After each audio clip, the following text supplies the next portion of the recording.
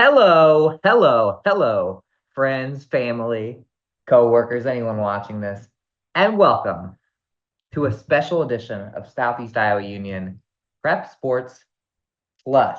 In my head, I was thinking sports talk. Good Nope, job. Sports Plus. And why is it a special edition, Hunter? I think it's because we're together. Because everyone's a special edition, and because we're together, because yeah. we've been on Zoom the last couple. We're still technically on Zoom. Yeah, what I was going for is just every Sports Plus. A lot has to do with a big reason why we're so special on this show Why are we so special, Andy? because of our sponsors. Tell Yes, them we a are. little bit about our sponsors, Hunter. Well, they've supported us for quite a while now. They have a couple of years. The one we always mention outright on this show. Who is it, Andy? Fairway, our title sponsor. We Yes, are it is. powered. We are Yep. powered by Fairway. We're kind of like on Angels in the outfield when the Angels come and like you have like the weaker guy and he's got the bat, and then he swings and normally it's like a little pop out. That's and Fairway the for angel us. comes. That's Fairway. That's Fairway. They're our angel in the outfield. Had an angel in the outfield last night. Pete Crow Armstrong of the Chicago Cubs robbed a home run to win the game. Really? Yeah, pretty awesome. Didn't even notice. Only 4 games out. It was pretty late at night. We are here to talk a little football, a little volleyball, a little cross country. We'll look forward to on cross country because we got our first live. I'll be at cross country tomorrow night. But before we talk about that, let's talk a little football. We had 2 of our 3 big schools at home, but you know what? Yes, we did. Let's talk about the one that's 2-0 to start the day. Let's start the day with Washington Demon football. Yeah. Hunter, they were in Burlington. Now Tough place to play. Bracewell Stadium there. Tough place to play. Real cool place to go though, by the way. Yeah. So Washington grabs their, what were you saying? I was gonna rip on some of Iowa Wesleyan's old opponents. I didn't. So go ahead. But Washington picks up their second win of the season, 2-0 to start. Real another defensive battle, much like the win against Oskaloosa. Not a lot of scoring in this one. 14-6, Washington gets it done. Right away, the Demons opened it up just how they would have liked. Went 11 plays, 73 yards. Ended up scoring on a 4th and 10. Washington quarterback Logan McDowell rolled out right and put the ball right where it needed to go to wideout J. Fred Espinoza. He's having a big first couple games. Yeah, he is. I thought maybe. Did you get a picture of him leaping for Yep. one? I was talking. Yeah. Yep. From 29 yards out, 29-yard touchdown pass from McDowell to Espinoza to open the scoring. That was the only touchdown in the first half. By halftime, it was 7-0 Demons. In the third, Washington also kicked off that second half scoring. Fumble recovery from Cater Gomez Valdez led to another nice drive by the Demons. They went 40 yards down the field, and this time McDowell scampered into the end zone from about 7 yards out, and the Demons made it 14-0. Burlington didn't go away, didn't back down. After Washington turned the ball over on downs, the Greyhounds' Darius Shealy took it 60 yards down the field for their first touchdown of the game on the next possession after that. On their next position after that Washington turnover. Couldn't get the extra point or went for 2, couldn't get it. So 14-6, that obviously their final score of the night. They did have 2 more chances. Fourth down touchdown was negated by a penalty, and the Washington defense stood tall again, stunting them on offense once more, and that got them the win. So McDowell 8 for 13, 89 yards. Espinoza led the receivers, 53 yards. Mason Morgan also had 33 yards. McDowell was also the leading rusher with 61 yards. And a big matchup on Friday night. I'll be there. Washington looking for a 3-0 start against Fairfield, who had a huge win that you were at. Highway 1 rivalry. Great transition because we're going to talk about Fairfield now. I was there at Trojan Stadium where Fairfield welcomed in Fort Madison, a team that had beaten Fairfield 5 years in a row after previously before that, I was like 20 in a row for Fairfield. And maybe this is the start of another like 20 in a row because Fairfield all over Fort Madison, scoring 55 points. I believe it's been 5 years. Wow. I think 2018 was last time Fairfield had that many points. 55-15 all Trojans all the time, except for the beginning of the time because Fort Madison actually scored first in this one. Fort Madison, they got a mobile quarterback in Marcus Guzman. He did a lot of running for them. They marched down. They scored in the first quarter, and you thought, Fairfield's defense played pretty darn well against Mount Pleasant a week before. All of a sudden, Fort Madison marches down. What's going on? Is this going to be the story of the game? And it was not. It was 7-0 Fort Madison. At first, Fairfield comes out, scores a touchdown plus the 2-point conversion. Ethan Bisgard, a little taste of what he was going to do in the game. Went up 8-7. So then it's 8-7 in the second quarter, and all of a sudden, just everything falls apart for Fort Madison. It was just a barrage of turnovers that led to scores. Got a big one from Luke Consul, who, if you're a Southeast Iowa Union subscriber, you'll see a picture of him running right over a Fairfield defender to get towards the end zone. And if you're not a subscriber to our newspaper, what's wrong with you? I just looked at the wrong camera. We got a new camera angle today. So it's 15-8, and then boom, turnover, touchdown, 22-7. Sorry, 15-7, then 22-7. And that one was on the first of two very, very, very long touchdown runs from Luke Consul. Fort Madison lined up to kick a field goal, missed. Luke runs 69 yards, and he called it a 69-yard untouched run. So I don't remember getting touched on that run or a 74-yard run later in the game. Basically, the second half was just more of what happened at the end of the third quarter. Fairfield was running it over, around, and through the Fort Madison Bloodhounds. And check out some stats on this one. Ethan Bisgard finds the end zone 3 times and caught the only pass. There's only one completion for the Fairfield offense.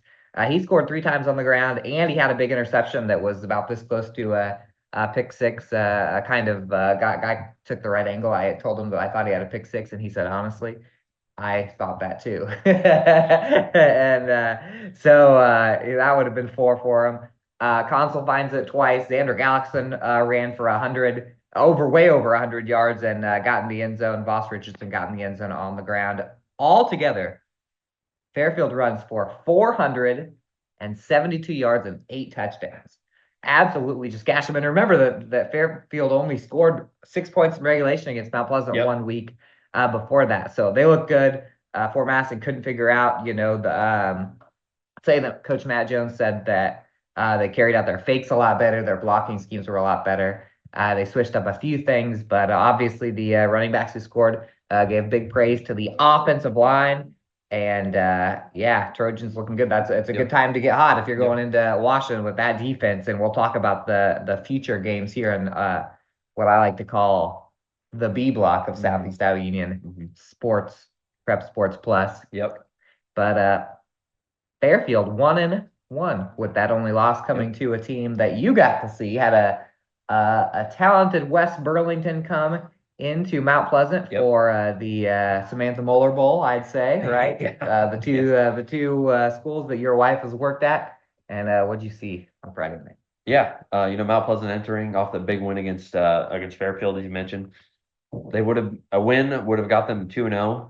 First time since 2017 they would have been 2-0, but it wasn't meant to be. The Falcons take this one 31-10. Difference in the game was the Panther offense the West Burlington defense was really good, and the Panther offense really just couldn't get it in a rhythm. At times they were able to move the ball, but a lot of the time the Falcon defense was pretty stout. And in the second half in particular, the Panther defense just got worn down, and really the Falcons were able to really move the ball in chunks on the ground in the second half. But right out the gate, Mount Pleasant was moving the ball pretty well. Cooper Coleman rushed 5 times, got the Panthers down the field. They had it at 3rd and 5, but they were stopped there to settle for a field goal, and Dylan White put her through the upright to give the Panthers the early lead. That lead didn't last too long though. On the Falcons' ensuing drive, they went 14 plays. The Panthers defense once again made a pretty good stand, had them at 4th and 12, but Landry Haber-Richter found Liam Stensgaard in the end zone to give West Burlington Notre Dame the lead. And from then on out, the rest of the first half was pretty much a defensive battle. The Panthers went 3 and out on their next drive, got the ball back after Peyton Walker picked off Harbor Richter on the Falcons side of the field. Despite the great field position, though, the Panthers really couldn't get anything going on that drive. They had a false start, pushed them back 5 yards, and they were forced to try for another 3. This time the kick was off, and the Falcons got a chance to score with just over 2 minutes to go in that first half. They rattled off another big drive, went 11 plays, which included a 25-yard completion and a 30-yard run to get them deep into Panther territory. But once again, Mount Pleasant stands tall. A Falcon rush put them inside the 10-yard line, and Mount Pleasant was able to stop them with basically just 5 seconds to go, and West Burlington was forced to kick a field goal, and they went in halftime leading 9-3. So on the coming out of the half, West Burlington, Notre Dame fumbled. Another Panther. The Panther defense is looking pretty good. I think they just got worn out in this one. Covered a fumble in that first drive out of the half, and then Peyton Walker, 19-yard scramble, finds the end zone. So Mount Pleasant right back into it. I mean, obviously they're only down a touchdown, but now they're up 10-9 here, and at this point it's looking like okay, like Mount Pleasant. Here we go again from last week. Mm-hmm. But that was the final points of the night. Meanwhile, really the difference maker for West Burlington Notre Dame was Quincy Collins. Scored 3 rushing touchdowns in the second half, 189 yards on the ground in the game. The Panthers had an opportunity to stay in it after a Collins touchdown. The Panthers recovered another fumble and made West Burlington Notre Dame punt on back-to-back drives, but they couldn't turn anything into points. Fall in this one, as I mentioned. So Cooper Coleman led the Panthers on the ground, 66 yards rushing the loss. Peyton Walker and Merrick Lamb both had 10-yard receptions. Zach Newton threw for just 20 yards. Obviously, more, they're relying on the ground game a little bit more.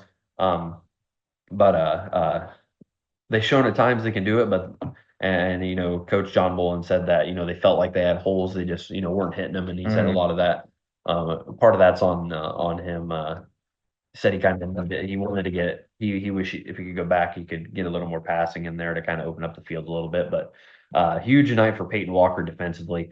Had an interception, a fumble recovery, and 14 tackles.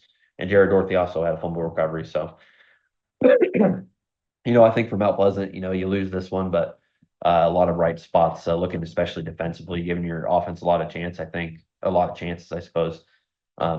So just figure out that offensive side of the ball, and I think Mount Pleasant's poised for, can make some noise, I guess, this season. I'd say a good omen for Mount Pleasant that the two teams that they have played have just completely dominated in the other game that they've played. West Burlington got a vote for the top 10. I saw that. So we'll see. That's a team that'll play some of our teams. They play Mid-Prairie later on that district. They're in that district. So now let's take a look at how our small schools did, and pretty good slate. Spoiler, not quite as good as the slate that will be coming up here this Friday. But on Friday night, we had all the other teams in action, including Winfield Union versus New London. Yep. Wolves put 68 points on the board over New London. Jake Edwards, 107 rushing yards, 109 passing yards, 6 touchdowns. Gavin Mickey Bailey had led the offense again for New London. New London had 3 different kids find the end zone on the ground, but all Winfield Mount Union now 2 in a row in that Henry County rivalry, with a big one coming up for WMU later. I'm just going to roll through these. Ranked Waco goes into ranked Iowa Valley. I thought Waco was going to win this one, but Iowa Valley, very, very good. Their quarterback, Nolan Kriegel, who we knew was very good coming in. Only a sophomore for 450 all-purpose yards and 6 touchdowns. So pretty much. He is very good, and he's gotten past. He's gotten past Winfield Mount Union. We got New London going against Iowa Valley this Friday, and then Waco, and then Winfield Mount Union later in the year. Yep. Pekin over Van Buren County, 54-0. Panthers have now outscored their opponents 130-0 to start to start things off. 326 passing yards from Will Adam. They just light it up in the air. And Robert Brown, he caught 6 passes, 240 yards, breaking the receiving yards in a game record for Pekin, which I believe was Keaton Wynn's record. I was going to check that because I remember seeing something about it. I'm just going to report that as facts. It was somebody important, so if it wasn't Keaton, it was one of the other. I think it was a 2018-19 record, so that would check out. Columbus 51-14 over Wapello. Riley Kalberg went for 217 and 4 on that one. Highland almost knocked off Danville 14-7. All points scored in the first quarter of that one. Sage Hartley Norman was he scored for Highland in the first quarter. Tough one for Cardinal. Central League comes in 47-0 for the Comets. They don't have much of a rest either because they're playing Davis County. Davis County just dropped 56 in Centerville. Sigourney Keota gets on the winner's board, 23-7 win over Mediapolis. Big one there, and of course their opponent this week, Mid-Prairie, plays a ranked Iowa City Regina team, 28-17. It was very close. I think Regina put up a touchdown late in that one with Mid-Prairie, that's back-to-back weeks. I think they played number 3 Wilton last week. They sure did. Like that. So I mean, they've got a tough schedule. They do have a tough schedule. Mid-Prairie and Sigourney Keota play against each other on Friday, and it is they're 1-3 combined, with all 3 of those losses coming to ranked teams. Man, so that's a spoiler for a story later. You know what? Maybe I should just I'll just go through the schedule here, Hunter, really quick, so we can get football out of the way for all you volleyball fans. Then you can get to the B block and you can say it's volleyball time. Yes, because we have a lot of volleyball. Yes, we do. This is the biggest week, in my opinion, of the entire schedule for our teams. Yep. It's just like all the biggest games just happen to be happening right now. Fairfield at Washington, we talked about that. Huge game there. Tipton at Mount Pleasant. Tipton has outscored their opponents. I think I have it in this story. Where is it over here? Oh, I clicked down. I just clicked. That's what happens when you get a little older. 133-6. WMU at Waco, 2-0 against 2-1. That's got huge playoff implications. Iowa Valley is at New London. A stat in this one that I looked up, Hunter. The last 4 times that Iowa Valley and New London have played, the winner has scored at least 68 points. Man, that's a lot of points. Sigourney Keota at Mid-Prairie. That should be another good one. That's been the best game the last 2 years. Highland at Van Buren County. Van Buren's going to try and slow down Highland a little bit. It could be a defensive struggle. Columbus, New London has a ranked team in Iowa Valley, and Columbus has to go to Lisbon, number 8 in Class tough place A. to play. Really tough place to play. Pekin at Danville, huge spot for the Panthers. Probably the hardest test, and they can go 3-0. And as I mentioned earlier, Cardinals got Davis County coming in. I watched Davis County because they were playing Sheraton in week 1. They erased a 19-0 lead, scored the next 27, and then they dropped 56 on. Wow. So Cardinals defense got to strap them up, but I think this is a good year for Davis County. So a little SEC showdown. Yeah. There you go. So that's what we have this Friday. Opening drive, we'll talk about that a little bit more. That comes out on Friday at noon. So if you're watching this and it's Friday, you wait until Friday to watch it. It's right now. It's 11:45. You can watch them opening drive. Back-to-back, doubleheader. We're going to take a break. Yeah. And when we come back, some volleyball.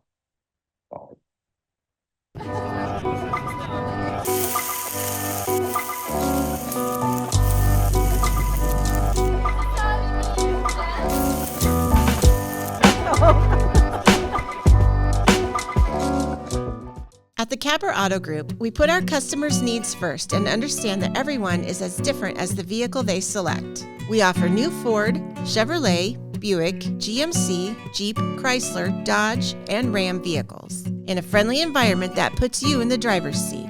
When it comes to service, we maintain factory-trained technicians and competitive pricing.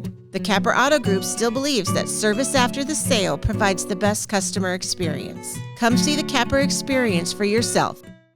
Federation Bank is a locally owned bank providing award-winning customer service. We believe that we are more than just a federation of banks, but a federation of communities, serving Brighton, Richland, Wellman, and Washington, Iowa. Federation Bank's highly skilled staff is here to make sure you are able to accomplish your personal and professional goals, whatever they may be. Federation Bank, your family bank. Introducing Hy-Vee Market Grill, where every meal is a delight. Start your day with our mouthwatering breakfast options and savor flavorful lunches with friends and family. Cap off your day with our delectable dinners. Hy-Vee Market Grill, where every moment is delicious. Washington County Hospital and Clinics, providing quality health care that puts you first. Whether during a hospital stay, seeing a primary care provider for wellness exams or sick visits, minor surgery to a total joint replacement, or recovering from an injury, we're here when you need us. More than you expect for your health care. Washington County Hospital and Clinics. Hello. Southeast Iowa Union, Sports Talk Plus, Fairway, Andy, Hunter, Peter, in that order. And then all the ads below. Thank us, read us, watch us, listen to us. We were at some volleyball recently. You know what? Hunter and I were at the exact same place, 24 hours apart. Yes, we were. Washington High School for a little volleyball. Let's talk little demons. You had the big one, Mid-Prairie at Washington, a couple of our better teams. You talk about that, and then I'll go quickly through the Washington-Burlington game last night. Yeah, obviously Washington hosted number 6 in Class 3A Mid-Prairie.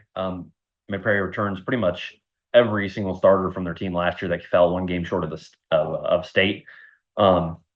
Pretty dominant performance by the Golden Hawks. They get the sweep in this one, 25-10, 25-22, and 25-18. Golden Hawks looked in mid-season form. Washington did get better as the match kind of went on. But in the first set there, Washington's only lead in that first set was 2-1. They were able to tie it at 5-5 and keep it within one at 8-7. But Mid-Prairie took a big lead after that, amassing an 8-0 run for a 16-7 lead. And then Washington scored just 3 more points the rest of the match, or less of that, the rest of that first set. And then after an early in the second set, it was a close battle in the early stages. Once again, Mid-Prairie took a commanding, what looked like a commanding 20-14 lead. However, a kill from the Demons' Ella Greiner and an ace from Isabel Salazar kicked off. It was a 6-1 run by the Demons. They got it back to within one, 21-20. And an ace from Greiner eventually tied the game at 22-22, but kills from the Golden Hawks, Jovi Evans and Georgia Evans ended it. I tell you what, those two on the team. Yeah, the two Evans are on the team now.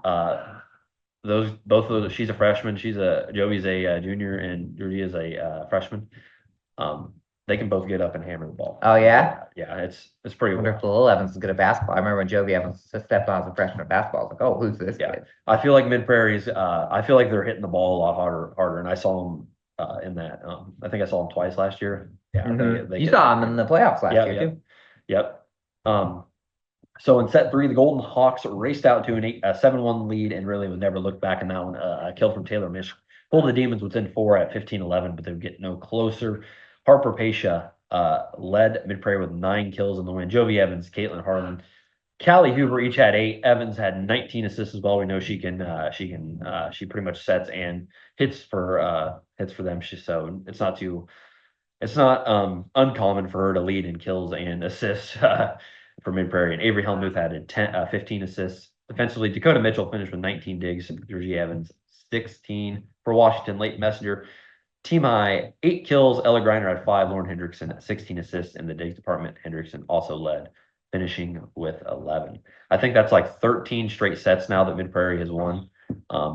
And they're really tough. Ranked number 6, right? Yep. Ranked number 6. That's hosting if you stay They there. have 2 losses. One of those losses, I can't remember one of them. I know one of them is Mount Vernon, who is ranked number 1 in 3A.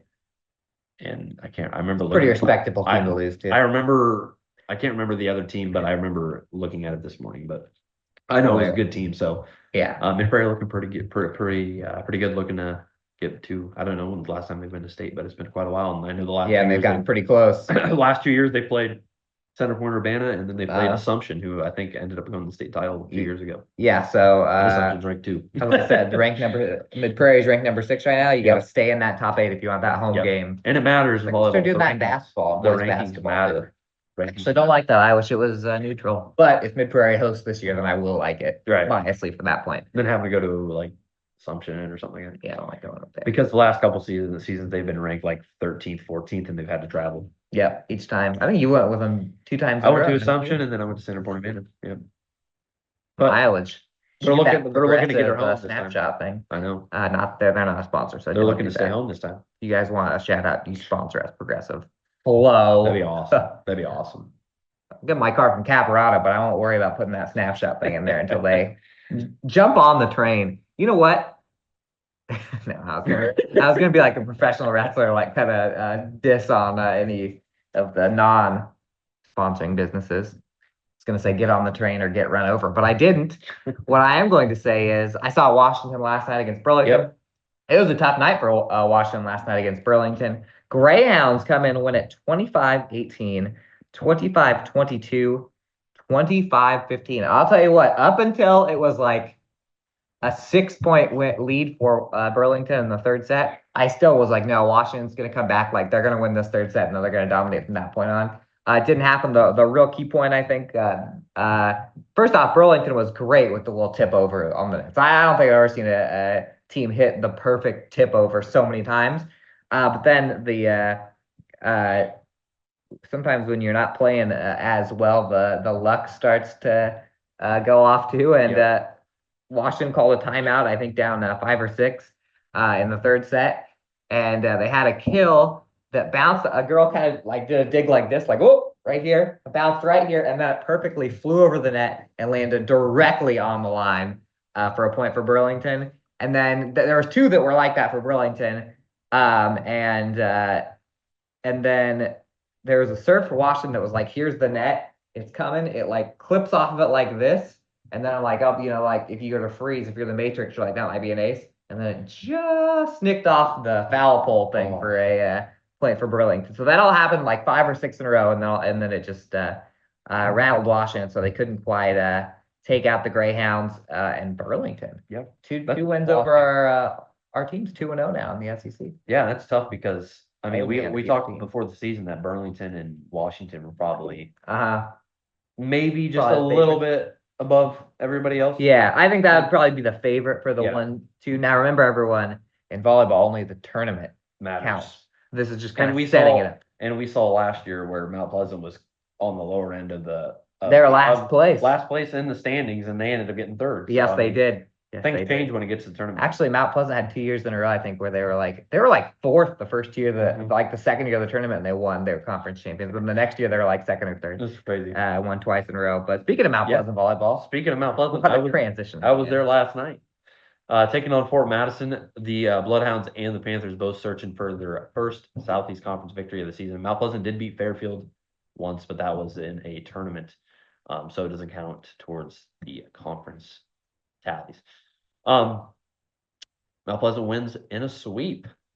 They get the win 25-22, 25-20, 25-22. So pretty competitive match on the night, but Mount Pleasant in the first set looked like they were going to kind of run away with it. Jumped out to a 6-0 lead, but Fort Madison hung in there and eventually tied it up late. The Bloodhounds brought it to even at 15-15 and then 21-21, but the Panthers ended on a 4-1 run capped off by a kill from Madison Clark to give them that first set there. Best name in the game, Madison Clark. Go I know. Cubs. 4 games back. There you go.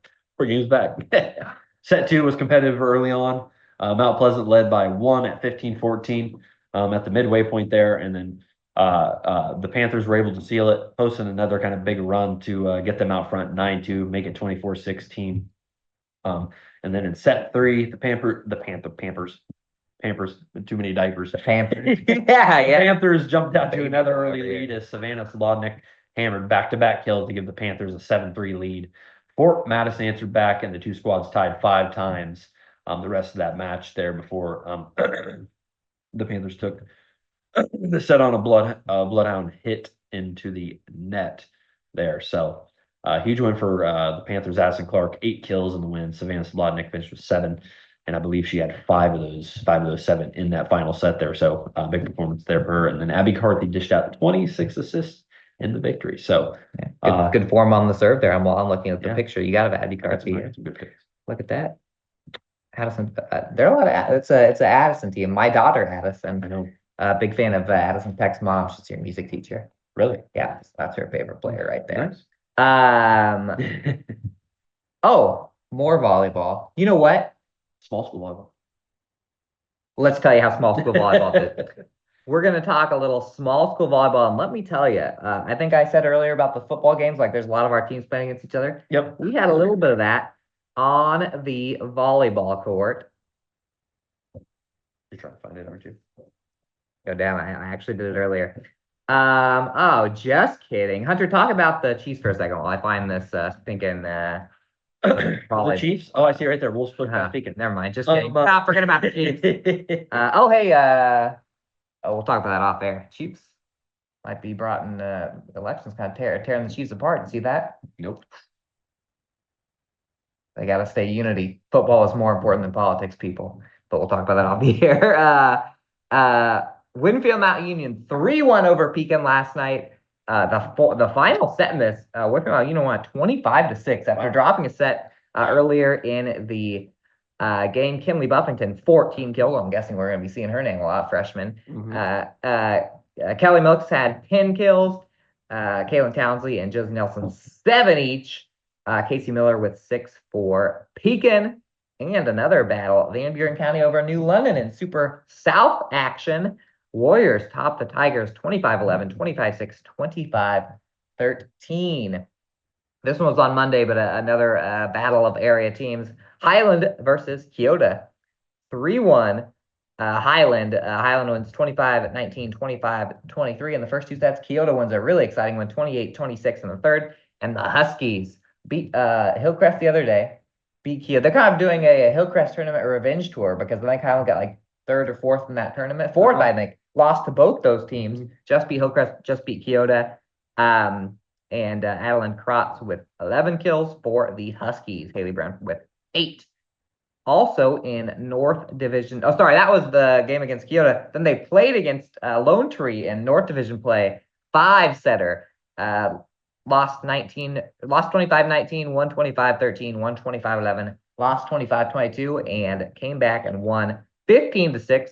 Kind of shades of Winfield Mount Union with only allowing 6 in the final set there. Brenna Hazlitt with 13 kills for the Huskies in that one. Haley Brown and Addison Prosma with 9 each. Columbus rolls past L&M 25-20, 25-17, 25-12, 25-10. L&M, of course, stands for Loiza Muscatine. Jessica Del Rio with 12 kills in that one for the Wildcats. And you know what I just figured out? This is a random fact. Coach 6 for Washington's daughter is the assistant for Columbus. He told me there you that. go. He told me that. I like that. I didn't know that actually. Yeah. I know that I watched real quick, by the way, Wapello beat Waco 25-9, 25-9, 25-20. I watched Danae Drish, who was the head coach of Waco. Oh yeah. At the Fairfield. Yeah. At the Waco quad where Fairfield was in attendance. So she got to coach their mom in the stands from a former Fairfield coach. I watched that too. Or I mean, I was at Fairfield when because they played each other like 7 times. Yeah, Waco and Fairfield that makes sense why volleyball they're playing each other. They're going, they played like a ton. I was like, why are they playing Fairfield? Yeah. They've got a connection there. So that's why that matchup has been so prevalent early on. That's it for volleyball. We're going to talk about cross country, talk about this crazy weekend when we come back. Yep. So stick with us. Attention Hy-Vee shoppers, introducing Hy-Vee Perks, your ticket to exclusive savings and rewards. Access exclusive perks, prices, earn gas discounts, and unlock special deals. All this for free. Join Hy-Vee Perks today and start saving.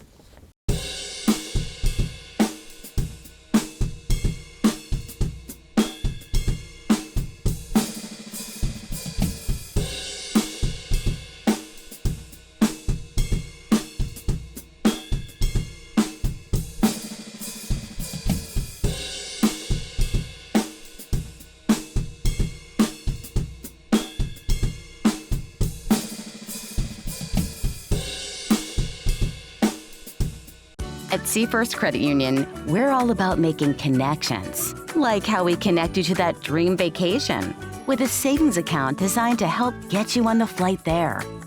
Connect with Seafirst today and see why together is better. Family-friendly Halloween treat. Visit the Midwest Haunted Rail. Unlimited rides on the Ghost Train, trolley, and carousel, blow-ups, and carnival ride, all for one low price. Kids 4 and under free. Scare up some fun at Midwest Haunted Rails, McMillan Park, Mount Pleasant.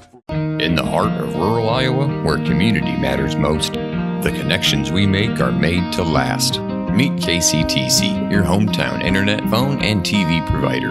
At KCTC, we're not just about technology, we're about people. Our dedicated team are your neighbors, committed to bringing you top-tier services right where you live. We believe in giving back to the community that raised us. Experience the power of a real connection with KCTC. Join us in building a stronger, more connected Southeast Iowa.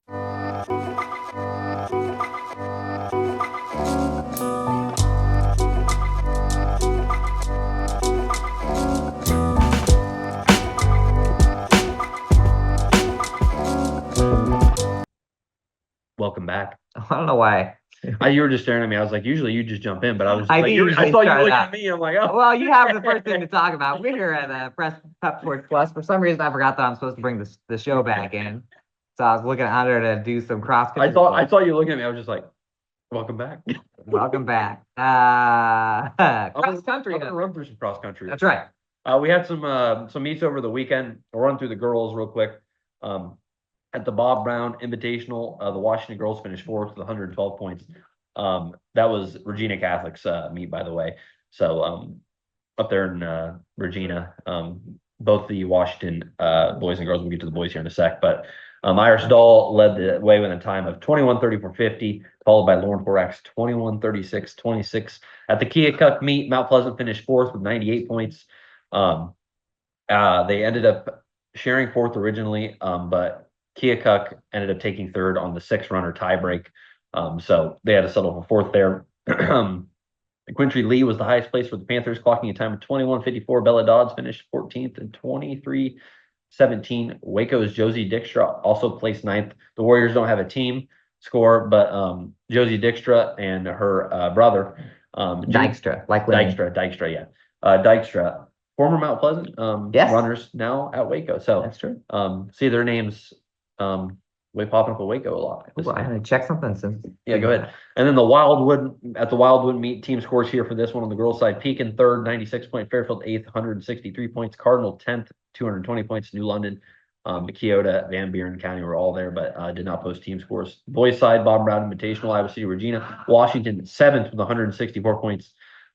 Pretty stacked field for the Demons were racing against up there. They were led by Andrew Reese in a time of 17:46.04. Tyler Alderton follows 17:48.27. Then the Keokuk meet, Mount Pleasant 5th with 130 points. The Panthers were led by Locken Hendrickson and 4th with a time of 18 flat. Silas Hewlett finished 13th with a time of 19:41. And then Waco's Jude Dystra finished 2nd with a time of 17:36. Imagine he's still Mount Pleasant. That's a huge score for the that would be a huge score for the Panthers. But you know what? He actually has been breaking records at Waco. I know. The Dutchers actually lived out there, so I think that's their. Yeah, I mean it makes sense. home I've heard base. that. So Their they're kind home of they were making the trip down a little bit. Just clone them. We got the technology. Yeah. Clone them both. Then the Wildwood meet. Last thing here for the boys. Van Buren County 2nd with 55 points. Pekin 3rd, 82 points. Fairfield 4th, 117 points. Cardinal 10th, 270 points. And then Keota and New London did not post a team score, but were there. So we got some good cross country teams on both sides here. Yeah, we do. Good individual runners too. Yes, I know that now, but I'm going to know that even more so tomorrow night because guess what, Hunter? You're going to be in Fairfield, which is a pretty big meet. Waterworks Park. Check this out. Tomorrow night. Oh my. No, tonight because this is Thursday. They're watching this on Thursday. Tonight, Waterworks Park. You got to get there early. Yep. There's like ample parking like around the area, but just get there early. 4:30 is when it all starts. We got high school, we got middle school, cross country. We got music. Yes, this is perfect for this. Cardinal's gonna be there. Danville, New London's gonna be there. Fairfield, of course, is gonna be there. Highland, Hillcrest Academy, Danville and New London are no longer together as a co-op in cross country, but Danville and New London will separately be there. Yes. And Van Buren County will be there. Washington will be there.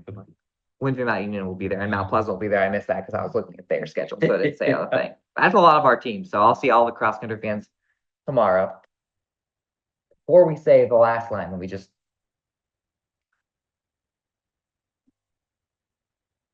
it's only me and you now. You. I'm talking to you right there. There's nobody else here. I'm gonna need you to share this episode on your Facebook, on your X, on your Instagram. And then tomorrow, when the opening drive show comes out, I'm gonna need you to also share that one. And if you don't, your favorite fall sports team will have horrible luck this fall. If you're a Chiefs fan, Bears fan, I'm a Bears fan. I don't want you to do it. I don't want you to put that kind of thing on us, but that's just what's gonna happen. I hate to play hardball, but I have connections, so you're gonna share it. I'm gonna give you a couple seconds right now. Share button's like right there. And then tomorrow you're gonna watch opening drive and share it. All right, back to the show. Hunter, when will we see him? Next week.